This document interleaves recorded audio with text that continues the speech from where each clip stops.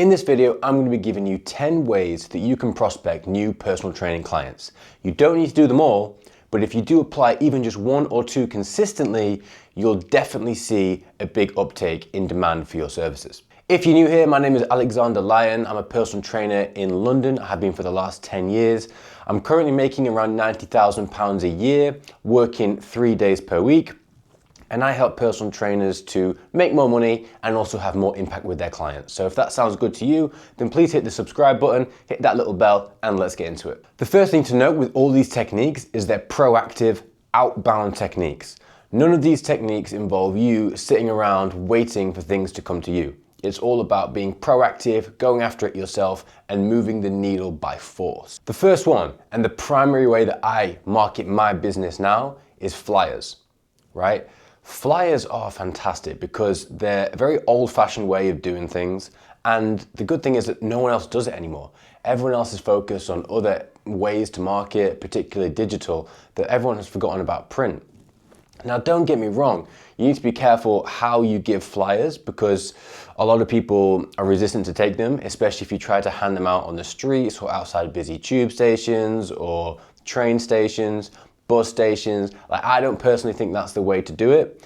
I think the way to do it is to post it through individual letterboxes one by one until eventually they then come to you. Now, this is an extremely time-consuming way of marketing the business, for sure, but it's also a very cheap way. So it's cheap financially, but expensive in terms of your time and your energy, especially if it's rainy or it's hot. It's hard to consistently do as many flyers as you need to do. However, if you're especially looking for the older demographic, then they are the ones that I've found to typically respond best to flyers, whereas people in their 20s and 30s are more likely just to throw them away. The second way to prospect personal training clients is to do classes and then introduce yourself as a personal trainer, right? So this can be done whether if you're in a commercial gym and you're already a personal trainer there and you want to basically take those people from your class into the session, or if you're working in a private class setting and you literally want to take them out of that location and go and train them somewhere else,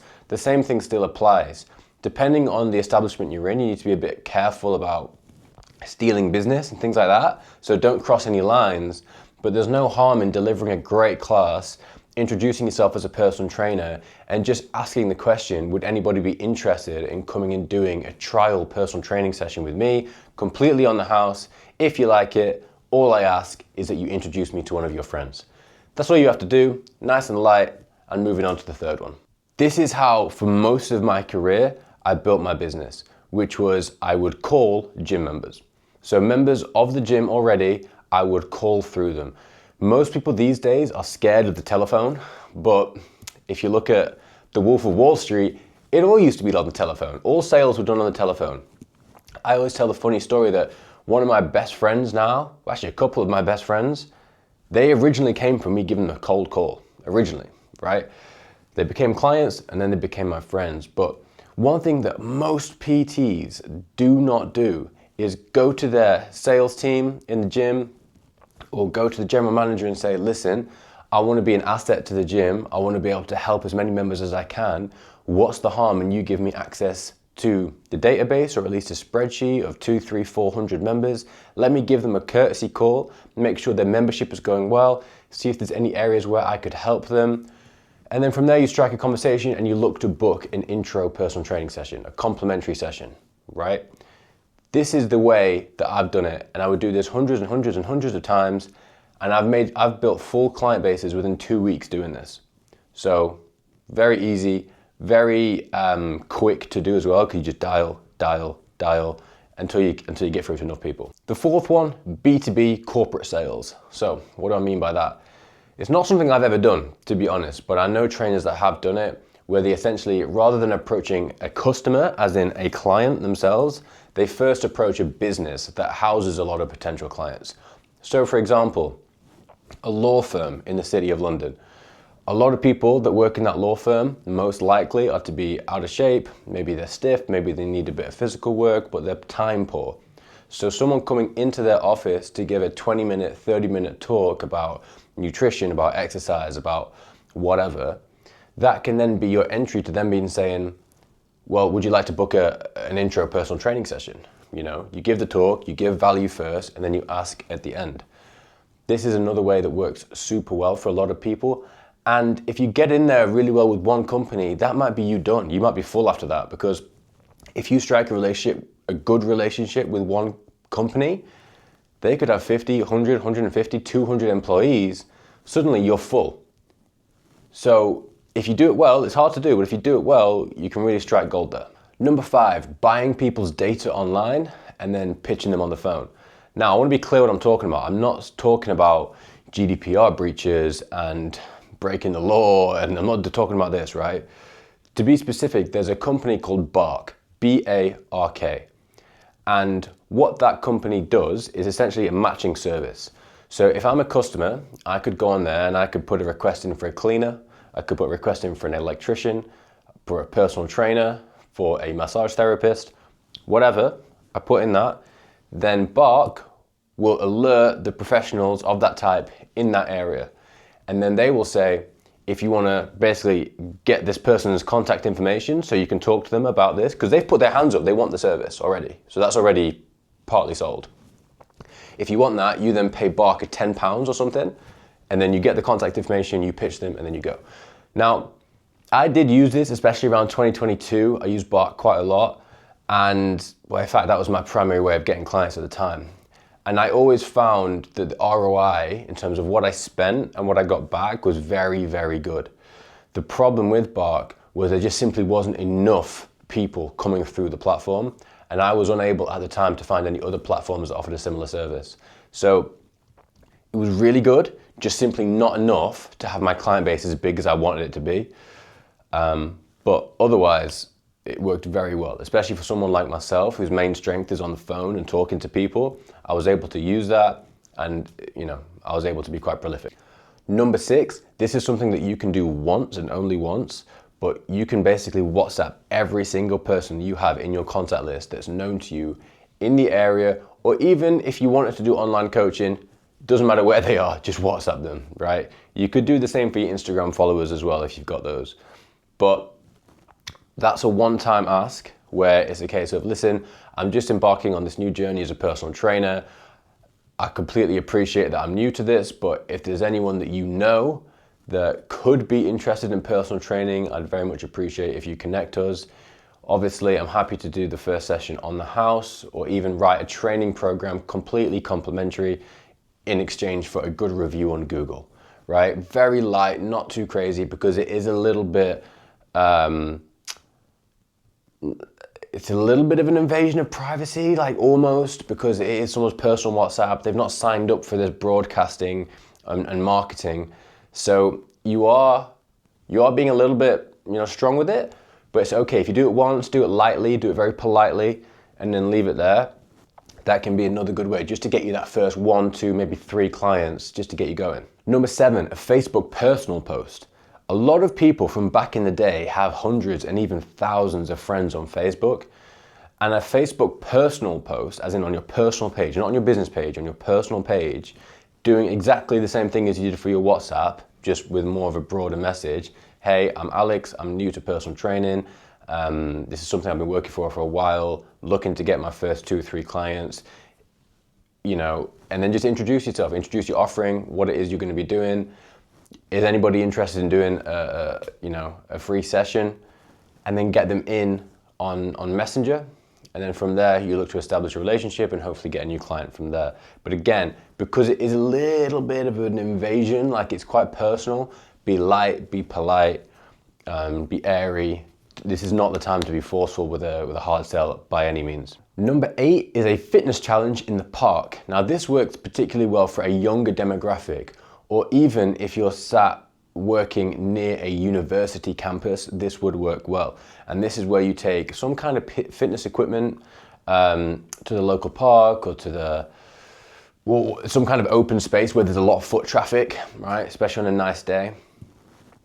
And you could basically be like, you could have an exercise bike, and you could have, the fastest one to do 200 meters, man and woman, for the whole day will get £200, or they'll get a 3 personal training sessions and free program or something that's like worth it to people. Make it an offer they can't refuse.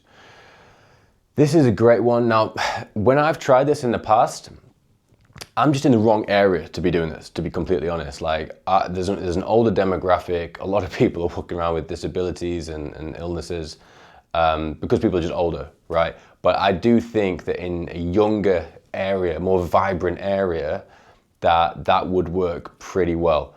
So you can give that one a try. And the other thing as well with that one is make sure you're taking people's information as well, taking their name, their phone number, and their email address, because later down the line, you know, they've already expressed some kind of interest in fitness just to even be speaking to you. After they've then done the challenge, all the people that didn't win, right? You can contact them through their phone number, contact them through their email address.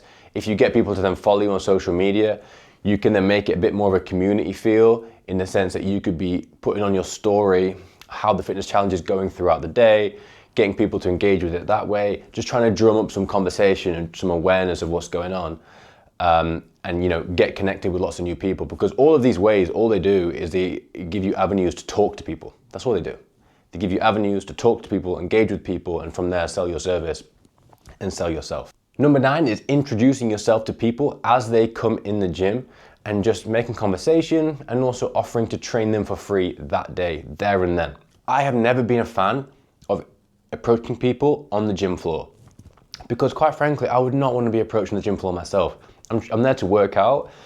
I'm not there to speak and, you know, like put on a face. And I mean, I'm doing that all day in my life. You know, I don't want to be like interrupted. So for me, I've never enjoyed or seen anyone have that much continued and repeatable success using that as their main technique. However, introducing yourself when they first come in, their guard is a little bit down. They're just walking into the gym. They might have their AirPods in or their earphones. Just ask them to take it out. Offer something of value. You could offer them some fruit. You could offer them a protein bar, a cup of coffee at the start of the session, right, as they're coming into the gym. Hi, I'm Alex. I'm the new personal trainer here. Just wanted to introduce myself. How's your training going at the moment? Is there anything I can help with? As you're doing that, make them a coffee or whatever. To get a nice conversation going. From there, you know, for them it's nothing to lose, right? To have a free session with you, a complimentary session, whether it's there and then or you book one together and you do it another time. You get visibility on the gym floor. You could maybe even get a review out of them. You could even get a client out of them. If you don't get a client, at least they can maybe refer you, or because of the visibility on the gym floor, other people have seen you training them. You just want to get busy, especially in a commercial gym. You want everyone to know that you're a trainer and that you can help and that you're a nice guy or gal. Number 10, the last but most certainly not least, arguably the most powerful if done right, if done wrong, the biggest waste of time and money, which is running social media ads. Now, I've done this in the past. However, I hired an agency to do this for me because I didn't really have the savings and the capital spare to just pump money over and over again into ads without making sure I definitely get a return. So I hired an agency to do it. They were pretty decent, to be fair. I didn't stick with it long enough, really. And to be honest, there's a lot of things about how we executed it that we could do way better next time. So this can work for sure. A lot of gym owners and gym studios, this is how they fill up their studio spaces, is through ads, especially on Facebook and Instagram, even now. ChatGPT ads are probably on the way as well, so that's going to be a good one. But for now, Facebook and Instagram ads, if you've got someone helping you who's done this before, who's actually had success in that industry, or in this industry, I should say, getting clients for you, then by all means. Now, for me, in central London, the cost of doing that is a lot higher than if you're in a more rural area, because the cost per click is higher, because everyone in London's a business, right? So me trying to compete for clicks online is a lot more expensive than if you were out in, you know, the middle of nowhere. There's not as much competition for clicks online and for digital time. So that can work very, very effectively, but please be careful, because you can also blow a lot of money doing that and not get anything in return. That's it from me, guys. Those are 10 different ways that you can prospect new personal training clients. As I said at the beginning, you don't need to do all of them. If you can just do 1 or 2 consistently, you will definitely see a sharp uptake in demand for your services. If you did get any value from any of those, or you thought any of them were, somewhat decent ideas, then please subscribe to the channel, hit the little bell, and I'll see you in the next one.